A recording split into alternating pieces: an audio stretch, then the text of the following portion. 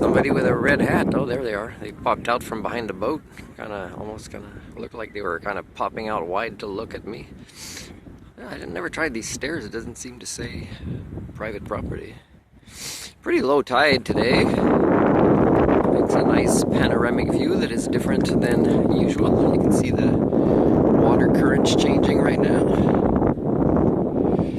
I was saying to somebody the other day, probably a blind person would be able to tell the tide and chart it by also knowing what time it is, for example, with patience, right? And that's science, right?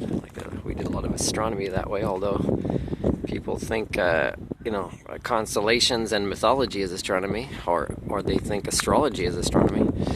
But anyways, a blind person might be able to tell the different smells